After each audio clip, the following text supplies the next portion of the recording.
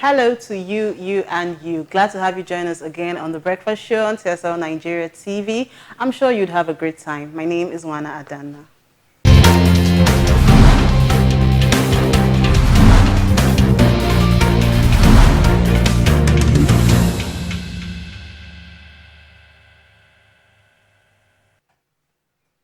Welcome.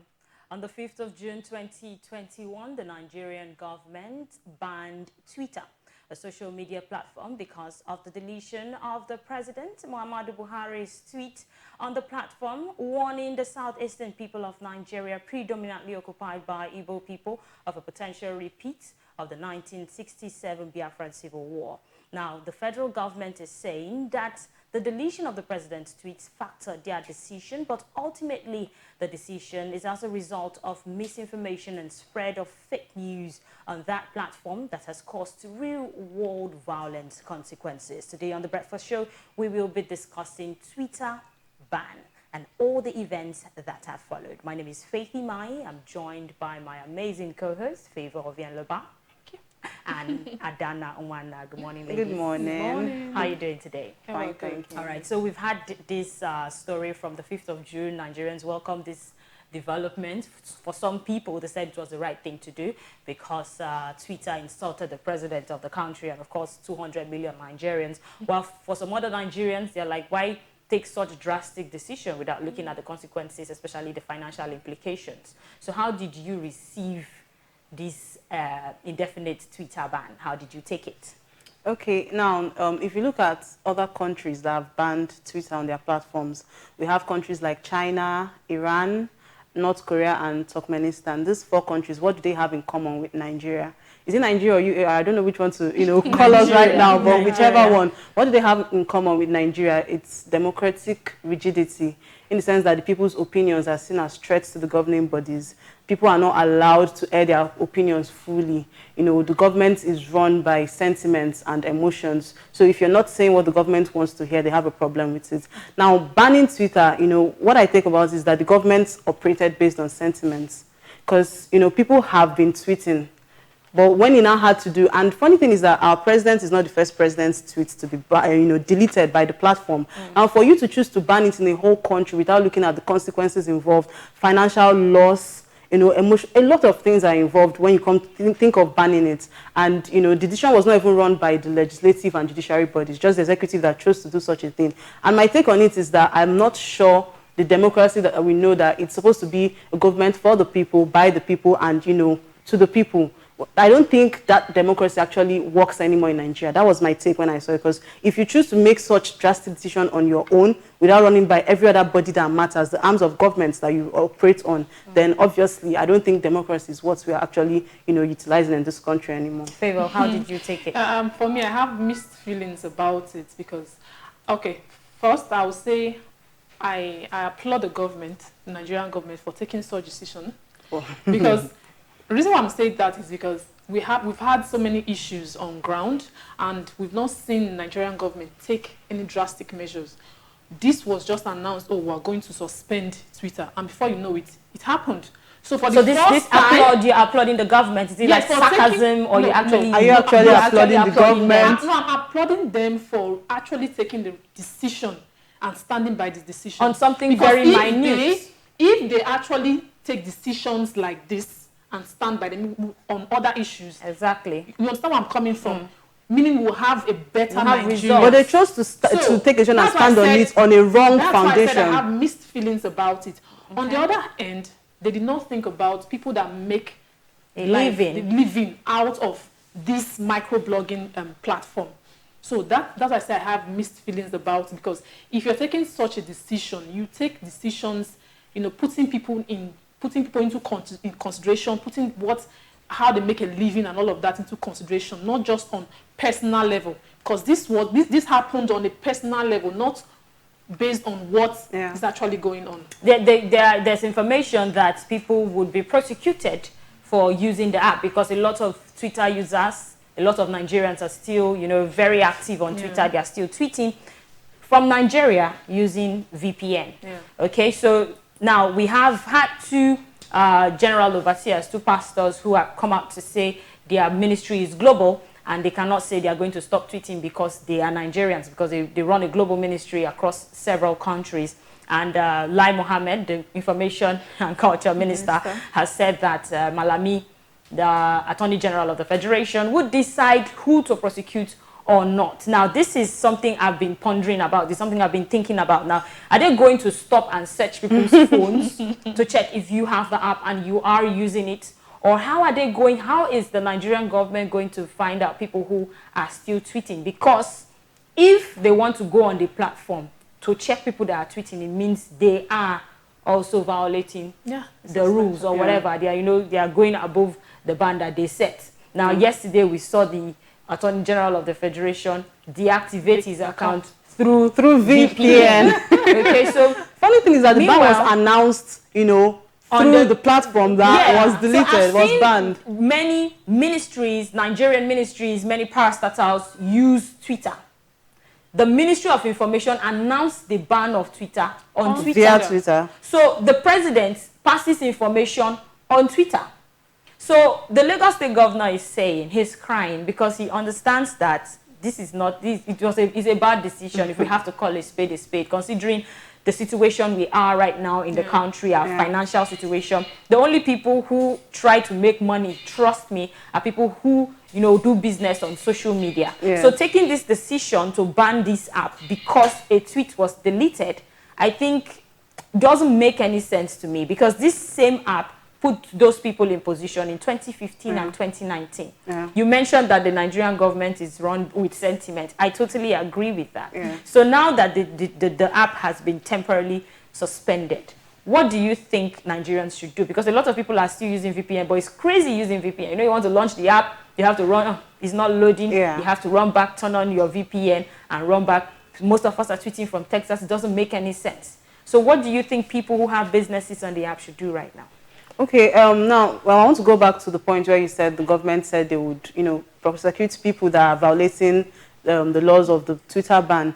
And, looking at it, I'm going to look at it from Favor's angle now, because I never looked at it that way. If the government should actually go through with this, it would be like one of the first few things the government has actually said and done. I'm wondering, over 200 million people, how are you going to be going house by house? Are you going to be doing phone checks on the road? How are you going to do it? But if they find a way to do it, we know that this government actually know. They can work. They actually know how to work. Problems, they can identify. They actually know how to work, them. but they've just chosen not to work in other sectors. So if they actually choose to go through, then I'll know that, the problem is not the fact that they don't know what to do. They just chose not to do it. Now, looking at people that have been affected by, the ban of Twitter, I'll say have other options. It's not going to be easy, because people are even scared. They're saying, Instagram, we're falling back to Instagram. But what if Instagram gets banned? Because obviously, Instagram, people also air their opinions there. And now they've banned Twitter. That's the first move. We don't know other moves that the government have in their checkbooks. So if Instagram too is banned, Facebook and other social media platforms, I feel other things should also, people are actually going back to emails right now. Try to build your contact list on emails. I don't think they can. I don't think emails would be affected.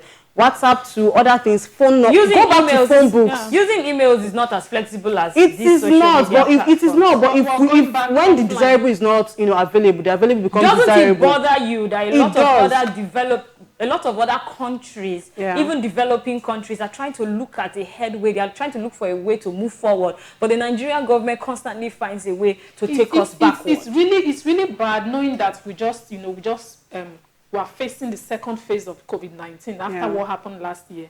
And people are trying to pick up the pieces of their lives and businesses. And coming to do this, it's a very sad one, because I feel like now these are the things that the government should not do at this point in time, because now the Twitter took their headquarters to Ghana.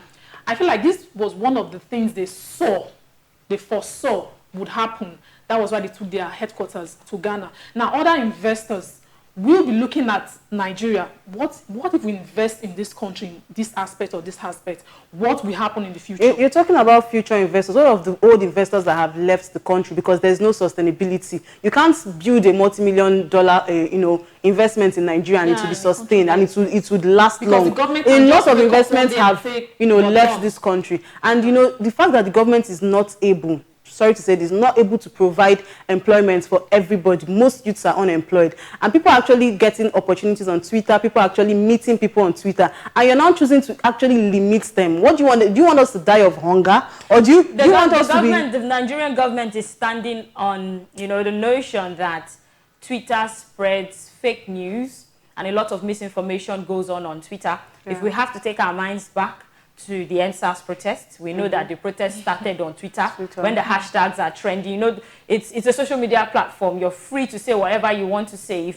If you want to, you know, talk about the ills in the society, the ills of the government, you're free to do that. There's no regulation. Nobody would ask you, what are you saying? Rather than coming on maybe NTA or a government-owned media outfit to say you want them to grant you an interview, there are things you want to get off your chest. You cannot do that because they have regulations there. We have the NBC that regulates those bodies. But Twitter, Instagram, Facebook, and all whatnot, they are free for everybody. No matter how young, no matter how old, you can go on there and say your mind. Now, the Nigerian government is saying a lot of fake news, misinformation, and if Nigerians will be willing to use the app responsibly, then they can, you know, lift the ban. Now, I need to understand what they mean, by using the app responsibly. Do you have any idea of what they mean by using the app responsibly? Let me cut in here. If they say it's because of the fake news and all of that, they use the same platform to contest during my election. thoughts exactly.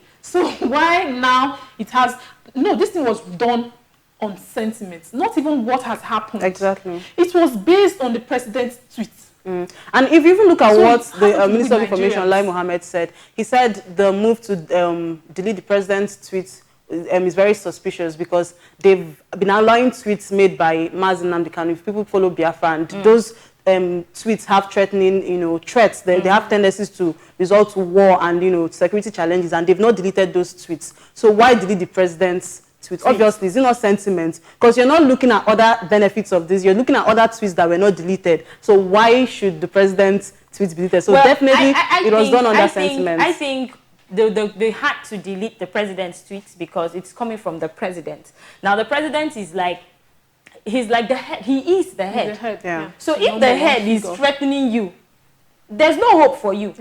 It's a different case when your father tells you, I'm not going to pay your school fees, and one of your siblings says, I will not pay yours. You just look at your sibling and like, look at this one. I don't know if you understand where I'm coming from. But if your father should tell you, hey, look, for this coming session, you have to go get a job, I'm not paying your fees, you will panic because you know that definitely this is the man that has been, you know, funding my education. But if your sibling, or maybe your mother, you know that your mother is not, she's not even financially capable, and she tells you, I will not pay your school fees, you just laugh, I have my daddy there. But the moment the head tells you, this is what it is. Even before Twitter deleted the tweet, people who even read the tweet got the message. It was clear. But I'm not even going to dwell on that. I need you guys to tell me how we can use this app responsibly in Nigeria. Does that mean that we should not speak about issues relating to the government? If there's a project they're supposed to do and they don't do it, we cannot come out and ask questions? We are just supposed to sell our bags and shoes and say hi to our friends on the app. I need to understand how they want us to use the app responsibly. Now, using the app responsibly, the president's tweet, a part contained, he said, I'm paraphrasing right now, he said, young people don't understand what happened during the Civil War, and those people that have chosen to, you know, go against the unity of the country, they're going to be treated in the language they understand.